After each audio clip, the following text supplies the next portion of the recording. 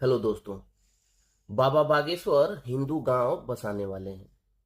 यह एक सुंदर केस स्टडी है, लेकिन पहले हिंदू राष्ट्र और मुस्लिम राष्ट्र को विस्तार से इस वीडियो में समझते हैं। हिंदू और मुस्लिम पूजन पद्धति है, पंथ, कल्ट, संस्कृति, जीवन शैली है। यह आपकी पत्नी या पति, माँ बाप, साबुन, तेल, टूथपेस्ट की तरह पूर्णतया निजी वस्तु है।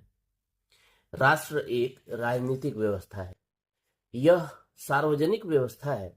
एक विशिष्ट भूभाग के सभी व्यक्ति, सारे समाज बिना कॉन्फ्लिक्ट, न्यूनतम सहमतियों के आधार पर एक साथ कुछ नियम कायदों के तहत रहे।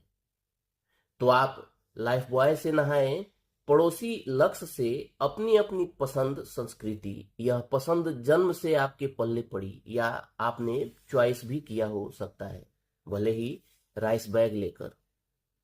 लेकिन निजी जीवन में चार दीवारों के भीतर वहां रहो न कट्टर राम भक्त या कट्टर सुन्नतवादी। बाथरूम में लक्ष्य से नहाएं या रिन से। पर सरकार द्वारा निर्धारित कोई राष्ट्रीय साबुन नहीं होना चाहिए। राष्ट्र की राज्य व्यवस्था साबुन निरपेक्ष होनी चाहिए। साबुन का मामला आसान है, क्योंकि साबुन के साथ कोई किताब नहीं जुड़ी, पर धर्म के साथ जुड़ी होती है। संविधान एक सेट ऑफ रूल्स है, धार्मिक किताब भी सेट ऑफ रूल्स देती है। दोनों सेट ऑफ रूल्स अलग हो सकते हैं, तब किसकी बातें मानी जाएंगी।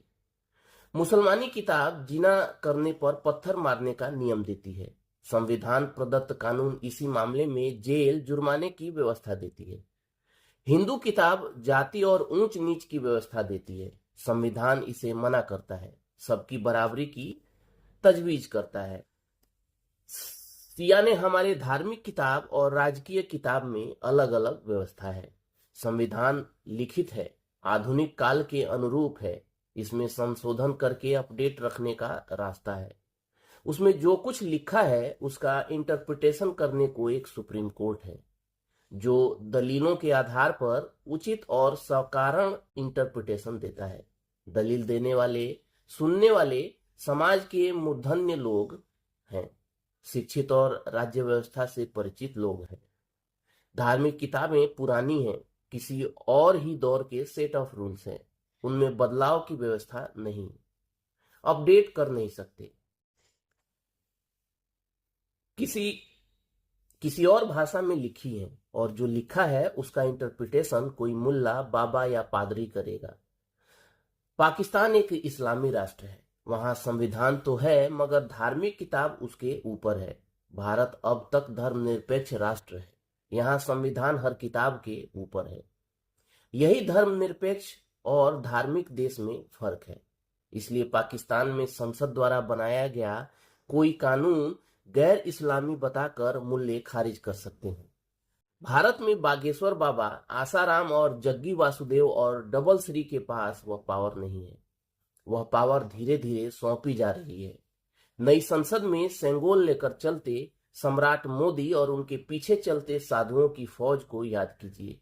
जैसे उनकी सत्ता ईश्वर और उनके उपासक साधुओं ने दी, धर्म ने दी, भाग्य ने दी, ईवीएम के जिन्न ने दी, जनता ने नहीं।